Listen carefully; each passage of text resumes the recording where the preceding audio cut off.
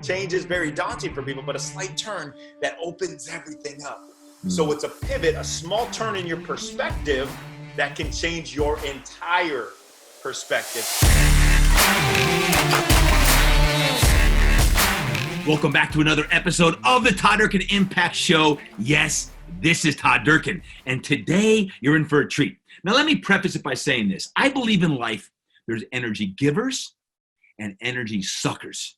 And I always talk about don't be an energy sucker. Don't be that person in the room that just takes all the positivity out of the room, or that person who's gossiping and bringing the vibes down. We want to be someone who amplifies the light and the love and the empathy and the compassion and the love, all these things. And today's guest is going to do exactly that. His name is David Nurse. David Nurse. Now check this out. John Gordon connected David and I. And JG is an amazing human being, author and speaker. He's a friend of mine. And when he connected David Nurse and I spoke with David, man, this podcast you are going to love. Check this out. David Nurse is an NBA basketball life optimization coach, best-selling author, and worldwide motivational speaker. As a former professional basketball player, both international and domestic, and coach for the Brooklyn Nets, David has helped more than 150 NBA players with their personal and professional development, both on and off the court. David is considered to be one of the top mindset development coaches working in the NBA. He's been invited to speak in more than 50 different countries on topics of overall personal development, confidence building, leadership, and motivational growth. David coaches CEOs and high performers of all walks of life and has spoken to Fortune 500 companies. Guys, you're in for a real treat today. This conversation with David Nurse and I is going to be fun. It's going to be energetic. And let me tell you what, buckle up your bootstraps. It is going to be positive. Without further ado, let's hop over to our conversation with David Nurse now. David Nurse is in the house. David, welcome to the show, man. Todd, appreciate you big time having me on, brother. Man, awesome. Hey, we got some people today that need some fire, that need some motivation, inspiration. How about you hit me with some of your best David Nurse motivation, inspiration? Give me a little 30-second little fire. Man, how long do you have? You want 30 seconds? All right, let's go. Okay, so everything you're doing daily right now, no matter what situation you're in, is preparing you for an opportunity to come, something far bigger than you can even imagine. Now, you don't know when it's going to come, on what timetable, what kind of package, but it's coming. But you have to prepare daily with what I call relentless consistency. Relentless consistency, pouring into yourself 1% steps daily so that you can ultimately pour into others and make this world, make yourself the best version of you that you can be. Boom, 29 seconds. Ooh, man. Hey, all I heard is 1% rule, and you got my ears right there with a little 1% rule. A lot of our followers here on the Impact Show have heard that several times before. I know you stand for that as well. And I'm grateful for our friend John Gordon, who connected us, David. John is an awesome man, and I know he's connected us. And what's your relationship? How do you know John? And you know, John, I met John about 3 years ago, and yeah, he's the best. One of the most genuine, real people, caring people that I met. I met him about 3 years ago. We just kind of hit it off, and then he started finally getting smart and coming out here to LA instead of staying in Florida on the East Coast. And we just literally kind of like me and you are doing right now, and we did on our podcast. We just really vibed well because we knew that we were centered in Christ, number one, Jesus, number one, but also into serving others, not about our own gain, but into serving, into motivating, into encouraging. And he's just been an absolute blessing in my life. And I've just been, like, later this afternoon, I'll go give him the business in tennis. So there you go. It's great. There you go. So what an interesting background you have. And now you call yourself an NBA optimization coach. What the heck is that? Yeah, I'm a big believer in creating your own titles. Titles are what you give to yourself, what you believe yourself to be. So for NBA optimization, it's basically, at a nutshell, of helping these NBA players that I've been blessed to work with, over 150 NBA players throughout my time, helping them step on the floor every single night when they play at their full capacity. Imagine we're in chemistry lab class and you got 100% of the beaker. You want to fill that thing every single night. Now, there's so much that goes into it. Like, literally, you can only be on court for 2.5 hours maximum at full capacity. But what are you doing with the 22 other hours? Mm-hmm. And that's when I really started to develop this optimization, because at first it was just shooting development, your skills, your on-court, but how, like your sleep, that is directly tied to your performance, your nutrition directly tied to your performance, your recovery, and ultimately the biggest piece of it all, as we can agree on, 90% of this being the mindset. So I've really, over the past years, just poured into players and helping them become the ultimate optimized version of themselves that they can be. Think of Tom Brady, LeBron James, or you work with Drew Brees, like that type of athlete. Where did all this start? How did you get into this? Yeah, so my whole life was based on playing in the NBA. Like literally every ounce of everything I did was to play in the NBA. Now, I grew up in the middle of nowhere cornfields of Iowa, and I'm 6'2", not very athletic, never dunked a ball in my life. So my parents probably should have said, hey, David, maybe play tennis or golf or something else like that. But I love basketball. I poured every ounce I had into playing in the NBA. Now, I grinded, man, and I got to play college basketball. And fast forward to where I'm playing overseas in Europe. And it sounds cool to say you're playing professionally in Europe, but it was more like the Will Ferrell semi-pro type of joke of a league than it was an actual league, where they cared more about. So true. We have very similar stories. Very similar. Exactly. You know how that is. So it looks cool from the outside, but really, I was so far away from actually playing in the NBA. And then I get cut from this team. So this second division joke of a team in the Basque region of Spain cuts me. All my hopes, dreams, goals, literally no backup plan, Todd, no backup plan was poured into playing the NBA. It's taken away from me. It's turned upside down on his head, and it's rubbed in the dirt multiple times. So I come back, and I'm living on my parents' recliner chair in Kansas City for about 5 months, just licking my wounds, feeling bad for myself. And my mom would always say these motivational and inspirational quotes, and usually it was, yeah, whatever, Mom, in one ear, out the other ear. But she said this one I vividly remember when she was doing dishes. She said, David, when one door closes, 4 open in an entire beachfront patio overlooking the ocean. Yep. It caught me off guard because I never heard that before. I thought it was one door closes, one opens. But what she was saying is when a door closes, there's so much more greater things to come, but you use everything that you did to be able to pivot to what's actually God has meant for you. And that's when I realized, hey, everything that I've done to play in the NBA, all this film work, this two-a-days, this extra detailed study was to help others, to coach, to help these players who have these natural God-given abilities and this height to be able to play in the NBA. How long did that take you to understand that? As far as like, okay, 4 doors are going to open. Was that something that was a really quick cathartic thought, or is that over a period of months or years?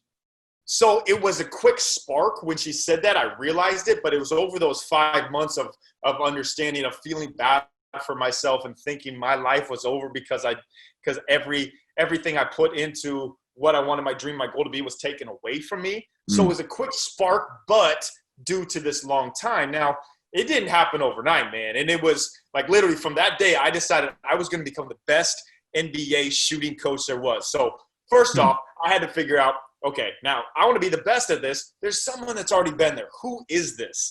And it was Chip England of the San Antonio Spurs. And I seeked him out, man. I emailed him. I called him. I texted him. I sent him letters. I even traveled out to Las Vegas to be able to have a chance to meet him at NBA Summer League, just the opportunity to meet him.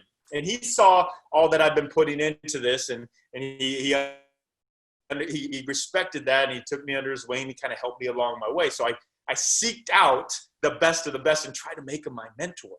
And now, so I knew I had to create my niche to get into the NBA. So I custom made these basketballs from China, this shooting line down the middle, had them sent to the Oakland seaport, drove 29 hours in my car from Kansas City to Oakland, put them in my car, and spent the next 5 years literally living out of my car, sleeping in well-lit Walmart parking lots, traveling the world, doing basketball camps for any 7th grade team or anybody who would, for free, anybody that would do it, just to build it up. And to that point, Todd, that's when it's 5 years. So 5 years. And I'm a big believer, and it takes 5 or 10, or we could get into my uncle's story of 27 years to become an overnight success. So it takes this time. And I got this email, and I thought it was spam. It said Brooklyn Nets shooting coach. And so I checked it out, and next week, I was in Brooklyn as the Nets shooting coach. So all that preparation was for that opportunity to come. So 5 years of grinding, living in parking lots at the Walmarts, and eventually that led to you getting that job with the Brooklyn Nets. Yeah, absolutely. And when you say it like that, it's like, oh, you had to grind through this. But honestly, man, I loved that journey. Like I was passionate about. And like, I look back at those times, like, man, those were great times. And that's something that we all have to understand is when you're passionate about something and it's really your purpose, your drive, it doesn't matter how much money you're making. It doesn't matter what the days look like. You genuinely love the journey. And there's so much value in loving the journey you're going on, no matter how much it looks like a grind from the outside. So talk about this, David, because you share in your book, you got a new great book out, Pivot and Go. You talk about pivoting, and obviously as a basketball player, I think it's a great title, pivoting, right? Talk about, to you, what is a pivot, and how do you think people do it in their lives effectively? Yeah, absolutely, man. And right now, that it's kind of the hot term that's thrown around is how do we pivot into the new normal, pivot into this. And pivoting is, like, I wrote this book for anybody who felt stuck in a situation because I knew I felt stuck in my life and showing them how to pivot out of it. Now, a pivot's a basketball term when all the defenders are on you. You can't see the hoop. You can't see anything. You're covered, and you make a slight turn, just a slight turn, not a big drastic change. Change is very daunting for people, but a slight turn that opens everything up.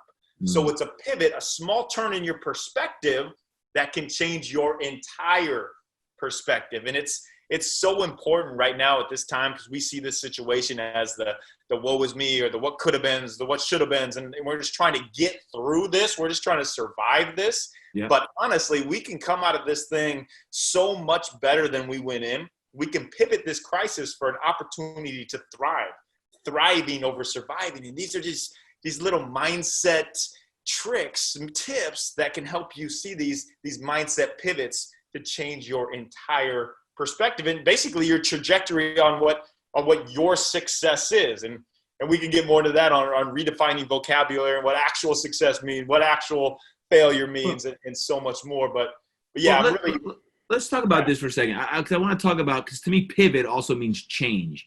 And I think there's a lot of people doing soul searching now. I think they're searching out, like, what's their next evolution? What's their next chapter in life? It doesn't mean, by the way, folks, and I've talked about this a bunch here lately, is it doesn't mean you have to make radical, drastic change in your life. You don't have to go to another job or change careers on that, unless you want to, unless that's your God-given purpose that you're supposed to. But I think one of the things that holds people back, David, from changing is many times fear and lack of confidence. So obviously, as an athlete, you're an athlete. You worked with hundreds of elite pro athletes in the NBA. I think it's crucial to have confidence, unshakable confidence. Talk to me about that. How do you develop unshakable confidence that you speak about? Yeah, so at the core, that is the foundation, confidence, but not confidence in what the world thinks it is and not the confidence in your results or your resume. Like, that's the tip of the iceberg of what confidence can be. But for long-term, lasting, true self-confidence, it's all about having self-awareness, knowing that you stand for something so much more than your results that you're getting out of it for yourself, and that you're doing it for a bigger purpose, that you're doing it ultimately for others. And I know it can kind of sound cliche to say, hey, do it for others. But once you fully make that detachment of not worrying about yourself, and I have a tool that we have with us all the time that I give to CEOs I talk to, NBA players, whoever it might be, is your hands. Like, your hands are with you at all times. And I'm really big, Todd, on giving tools, actionable steps, as I do in the book, Pivot and Go. And your hands, you look at your hands, every room you enter. Try this out there. Every room you enter from now on, say the word serve. You say that word serve, it puts your subconscious into the mindset of, I'm worried about serving these people in this room, not worried about myself. And not only does it take a lot of pressure off you, but when you give, when you pour and pour and pour into others without expecting anything in return, that's when everything comes back to you. And this is all the basis of this self-awareness confidence where it starts. And it's just like a house, man. There's steps to it. And I have a 7 steps to unshakable confidence that I teach to NBA players. Because, man, you would think that these players at the highest level, these top tier athletes, and as you know with the NFL, that's their biggest struggle. It's confidence. It's the imposter syndrome that they have that we wake up with every day. And we could go into depth of it, or I could just give you the 7. No, yeah, I want to hear these 7. This is the juice now. I think everyone needs more confidence, wants more confidence, and it's a missing link. So talk about some of those 7, David. Yeah, let's do it. So the first one is confidence through comparison. And now it sounds kind of contradictory as you're comparing yourself to others, but it's not the Instagram, that type of how many likes comparison as it is like I did with Chip England of the San Antonio Spurs. I saw somebody who I envisioned I could be like. I compared myself to him. I studied him. We can study these people who have gone before us, like Kobe did to MJ. He studied everything he did, even his interviews. If you watch Kobe's interviews, they look exactly like Jordan's because he saw himself in that. He compared himself, and then he studied to take those steps to get to where Jordan did. Love it, love it, love it. Yeah, we keep going. So the number 2 is confidence through strength focus. Now, we're often told that we need to increase our weaknesses, that we are our weakness. But weaknesses is just another term for a compliments wish list. We all have God-given abilities and strengths for a different reason. So we put them together for the ultimate team. I mean, that's why a team that's just all talent, no chemistry doesn't work. We all have these different strengths for a reason. So focusing on your strength and really making that the main focus. One of the guys that I grew up with actually in Pella, Iowa, Kyle Korver, I've worked a lot with.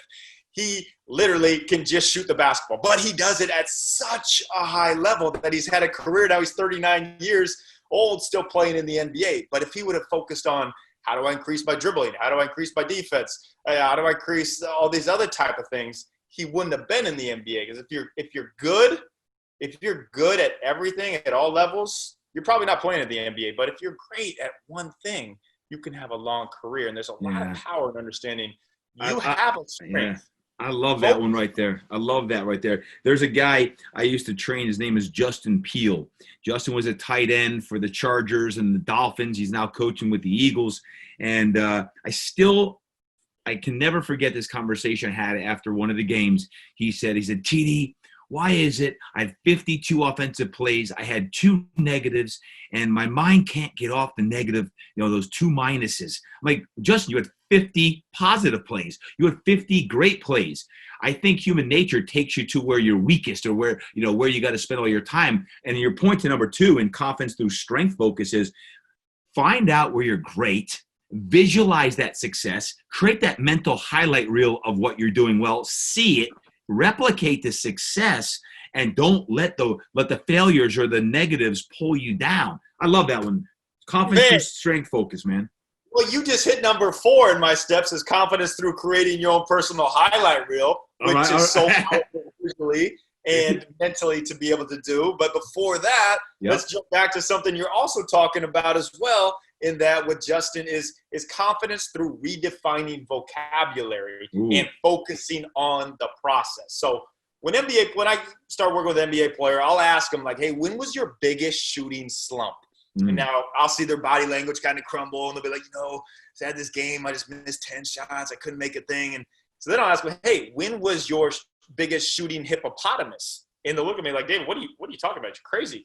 But all that is taking a word that has a definition that we all grow up understanding means a certain thing. It's just a word, and flipping it and pivoting it to something else. So it's like failure. Like Justin was saying, he failed on those 2 plays, and that's what grinded him. But Todd, as we know, failure it's not just a way that we can learn and grow, but it is the only way that we learn and grow. So we embrace that failure and through focusing on solely the process. And this is another thing that a lot of people like to throw around there. Like there's certain like culture people will throw around, but what does that really mean? Focusing on the process sounds cool, but what does it really mean?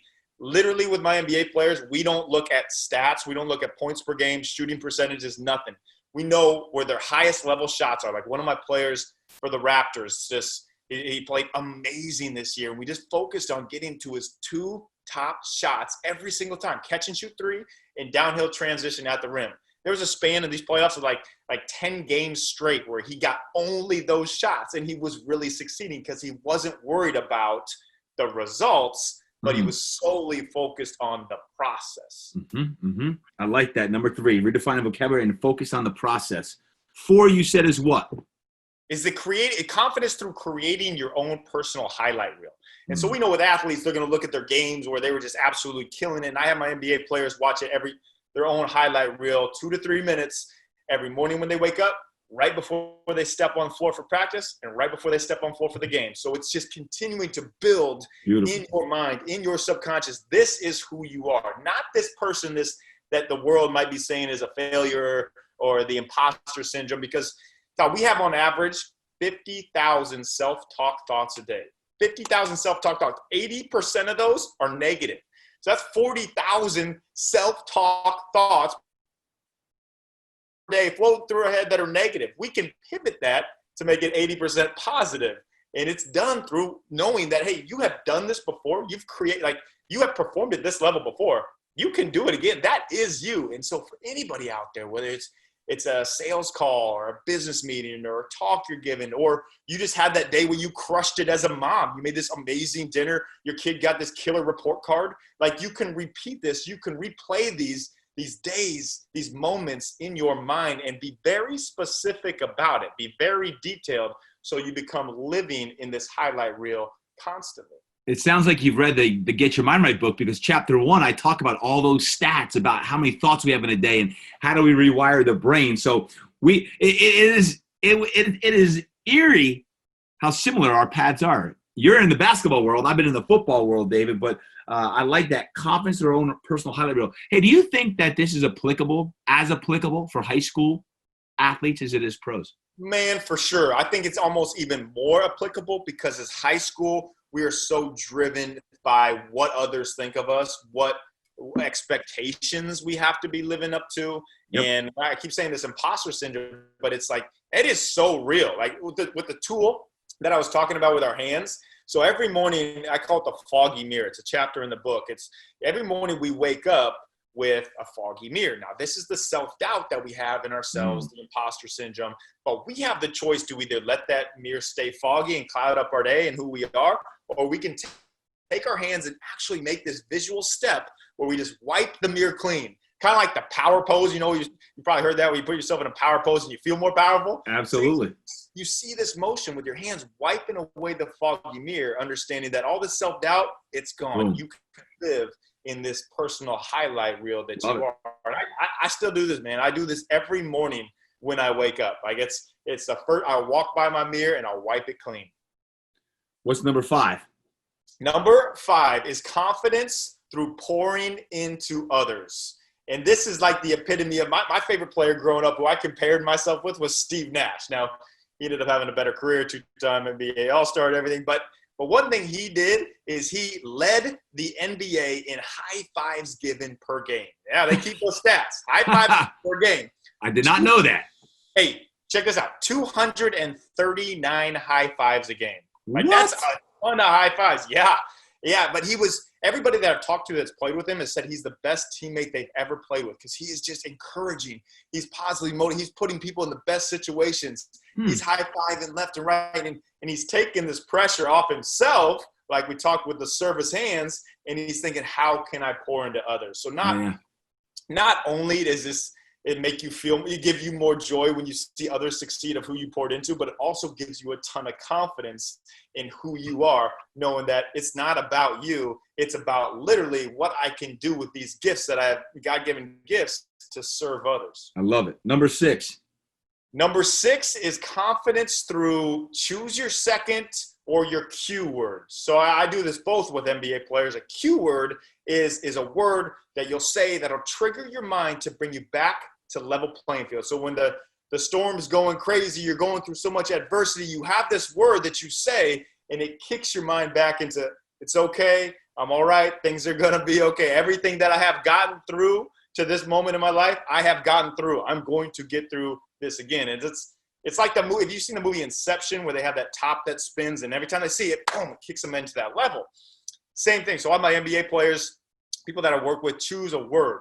And mine personally is unshakable. So if anything's going crazy, I'll just say unshakable, unshakable, unshakable. And I'll know it'll bring back everything is going to be okay. So there's a lot of power in having this word, this Q word. Now, to take it a step further, I do the choose your second method when guys are on the court. Is there's a shot clock on both sides of the court, 24 seconds in the shot clock. So I have them pick a number, any number. So let's say the number is 17.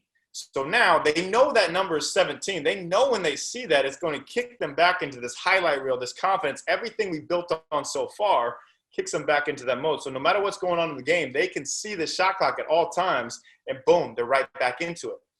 It's the same, works the same way with the Q word. And we can all do this. Like we all have an iPhone glued to our hands or a watch or something where we're seeing time, and pick a number between 1 and 60. And if you don't hit it that first time, you got 59 seconds. You could try it again. But I encourage you out there to use these tools because, I mean, I'm excited. Like I'm passionate about them because I know they've worked in the people that I've worked with lives, and they work in my life. So I know this middle of nowhere kid from Iowa cornfields, like if I can be doing this, working with these type of players, living this life that I do, like I know everybody else can. I know the power is through this unshakable confidence. In your choose your Q word, could it be a short phrase? It can be a phrase. Yeah, absolutely. Some players will have phrases. Yep. And any guess what my phrase would be? Get your mind right. Yes. Come on, baby. I know that. You're good. You're good. I like that. Number 7, last one. Number 7 ties it all together. It's what I call the confidence through preparation, the preparing for opportunity. That word I dropped at the start, relentless consistency. Like how are you going to show up every day and have that same consistent joy, that same consistent energy? And it's the biggest compliment that I could ever get. I think anybody can get is being relentlessly consistent. And I know you do it as well, man. You have so much joy, so much passion, and you're doing it on a daily basis. No matter how you feel, you are preparing. You're preparing in these unseen hours when nobody's watching. You're putting in this 5 years, 10 years, 27 years to become an overnight success when nobody's watching, day after day after day. These 1% steps after 1% steps. And the most powerful thing there is the compounding effect. Those 1% steps stack on each other. And this is and not only that, Todd, but like think about this. If you step into, let's say you're taking your biggest test in high school, you're taking the ACT, man, there's so much pressure on. You've taken this test 9,000 times. Do you think you're going to step in there with more confidence? Yeah, because you have prepared. Same thing with everything you're doing in your life. Like when I made the transition and to focus more on speaking, motivational speaking to companies, to teams, like my first talk, I had heard horror stories. People like, man, I just got up there, I practiced it 2 times, and I just flopped. I did my talk 142 times before I stepped on the floor, and I was so prepared that it all just flowed. By God's grace, it all just flowed just great. But it's that confidence we get through the preparation. I love that, folks. 7 steps to unshakable confidence. That alone right there is worth the price of gold. That is some great stuff. I got a question for you as far as the NBA. Who's your favorite player you've ever worked with and why? Wow, that's a really good question, man. And the players that I've worked with, 7 of them were in my wedding when I got married a year and a half ago. Like I developed these genuine relations. That's what the fun of it is. So it's hard to say the favorite player that I've worked with, but I'll give you some. Jeremy Lin, he's one of the best human beings walking this planet. He's an unbelievable guy, such a hard worker. He was one of my favorites. Kyle Korver has been one of my favorites. Now I'm working with some younger guys like Domas Sabonis and Rui Hachimura, Norm Powell, OG Anunoby, helping these guys take the next step too. But it's so cool to see. Like to me, it's not about like, hey, look at me, I'm working with these guys, but it's how can I help them get to that level? And then I'd much rather have just notification to myself, and I'd rather be 80 years old sitting on a front porch drinking lemonade with these guys down the road, having these true, genuine relationships. And obviously, as a high performer yourself, one who's competed at extremely high levels and working with hundreds of athletes at this level as well, what would you attribute maybe 1 to 3 of your best habits that you do personally now that allow you every day to live at that, quote, 1% mantra that you live with as well? Yep. So let me give you some specifics. So the first one is the hands. This is the affirmation hands. So we talked about wiping the foggy mirror clean with your hands, seeing your hands. That was the second thing you do. When you wake up in the morning, or when I wake up in the morning, I look at my hands and I see all the calluses, the grooves, everything that I've been through. I know I've been through a lot and I can get through today, whatever has my way. And I also think of the most confident person in my life, and I see their hands in my hands. So this tool in my hands, I'm using to see this confidence that I'm building. I'm wiping away the self-doubt. I'm using it to enter when I enter every room, or now I'll use it when I send out text messages. I send out 3 text messages or video messages every morning to somebody. Maybe I haven't talked to them for a while, just encouraging them. Just telling them, hey, I'm here for you. If you need anybody, I'm always here for you. And it's changed. Like the text I get back and be like, man, I needed that so bad right now. So true. It's powerful. So the hands are your tool. Those are those encouraging high five Steve Nash hands in that. So that's one, using my hands as my tool of affirmations and confidence and encouragement, pouring into others. Second one is I always take an ice cold shower. I take an ice cold shower right after I wipe that foggy mirror clean. 3-minute ice cold shower. Now, there's a lot of benefits to it for the actual cold thermogenesis, but the main reason I do it is something I call mental dictatorship. And I went around, there's a chapter in the book of this, I went around for like 4 years with just carrying a stopwatch with me, to whenever a player didn't want to start a workout, I'd start the stopwatch and I'd see how long it took them to kick out of that I can't do this to, okay, I'm okay. Like I started it, now I can do it. And the number that kept coming up was 17. It came up, that was the average, 17 seconds. So it takes our mind 17 seconds to be able to overcome the situation we're in, understand that is our mental dictatorship. And it gives me a lot of power in the morning knowing that, hey, I've got through this hard thing. First, some people call it eating the frog, but I'd rather do something that's actually beneficial for you too, for no purpose. And so that's one thing that I do every single day. The other thing is I always start my day off, the first 30 minutes, it's with God. I'm having my gratitude journal. I'm reading something in the Bible. I'm doing something that's going to put me in that mindset of like, this is why I'm doing everything that I do for the rest of the day. And I'm starting it off with this calm pace to my day, not looking at my phone, definitely not looking at all the text messenger emails that I know I have coming, but giving that first part of my day just to reflect and give thanks. Tell me that. Thank you for sharing that. Tell me more about that. Your 30 minutes. How much of that is praying versus how much is listening? You know what I'm saying? Yes.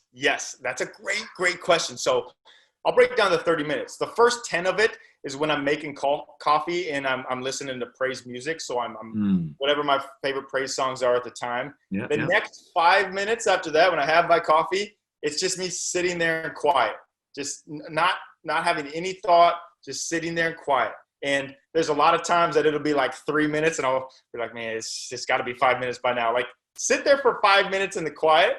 And it seems like an eternity, but there's been some times in those 5 minutes where I've just heard God talking to me.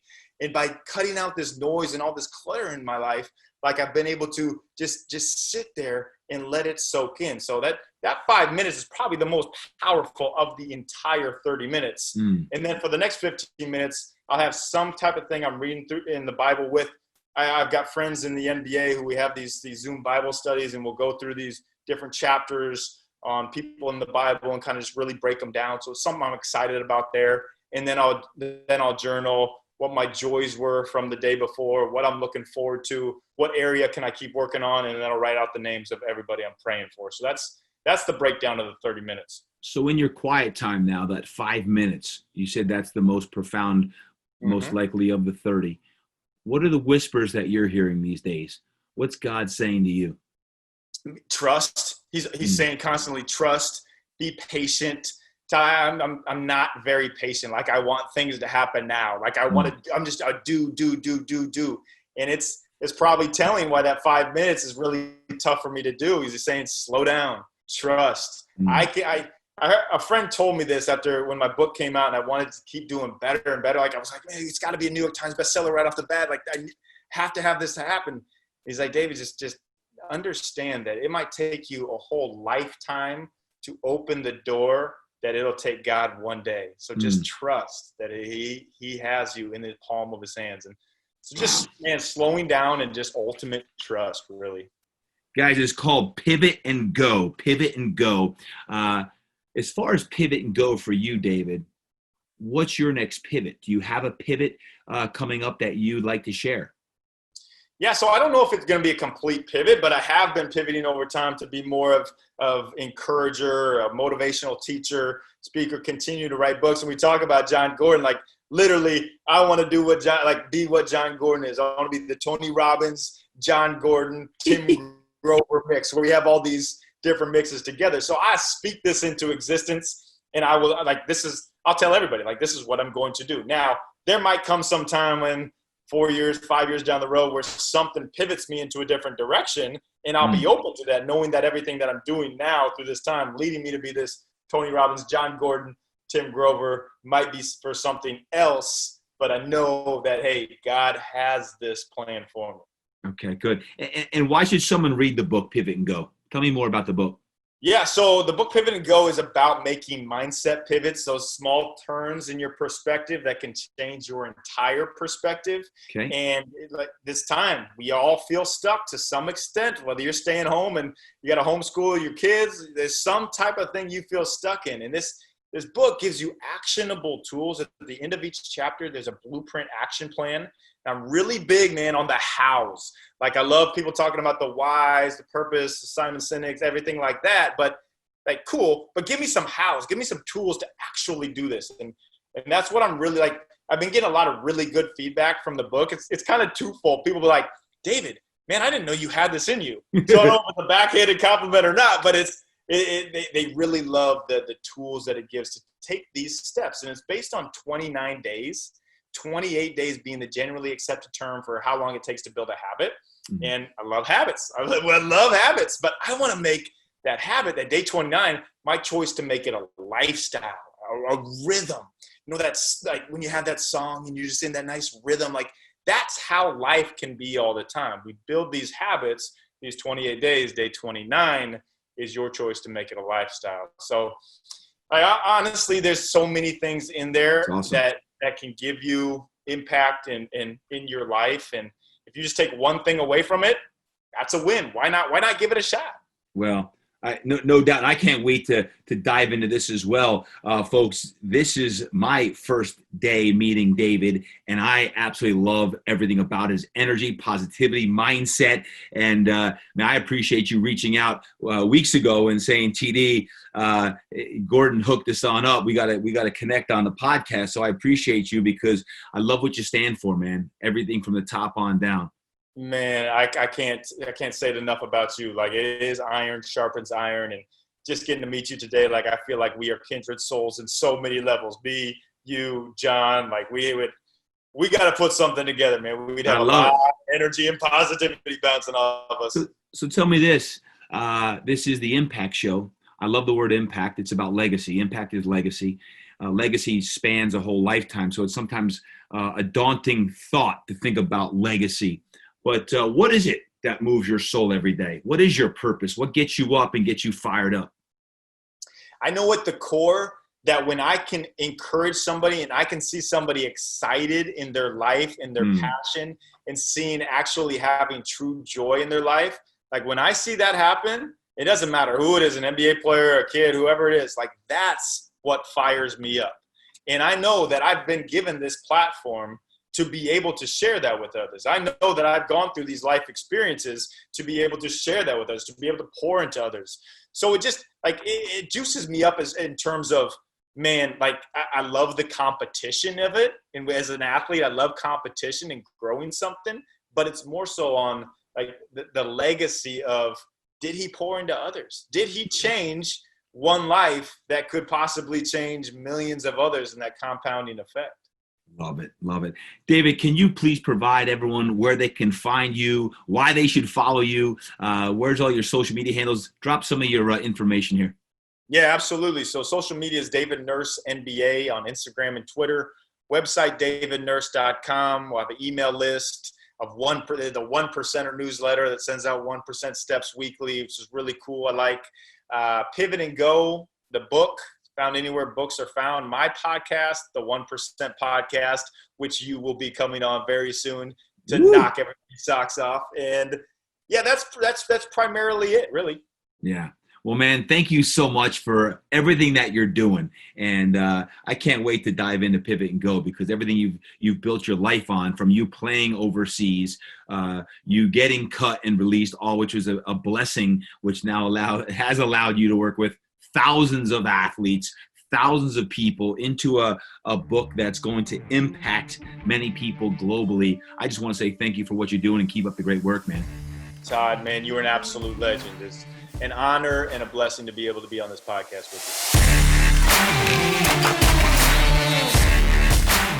Man, what a great conversation right there. David Nurse, man, he reached out to me a few weeks ago with everything that he's doing, and John Gordon connected us, and I am so grateful for that, because let me tell you what, there are people who are energy suckers, and there's energy givers. And David Nurse is an energy giver. He's the kind of guy, he's the kind of human being that the world needs more of. So Nurse, thank you so much, brother. And for all of you, remember, every interaction, every conversation that you have in a day matters. Every conversation you listen to matters. Everything that we speak and do matters, because remember, the way you do one thing is the way you do everything.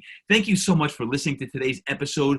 If you could do me a favor, please share this. Share it on your social media. If you listen to this via an email, share that email. Share this episode with your community so we can continue to spread the epidemic of positivity. Call that what? Positivity pandemic. I love you guys. Have an incredible day, and I can't wait to see you next time. Peace and God bless.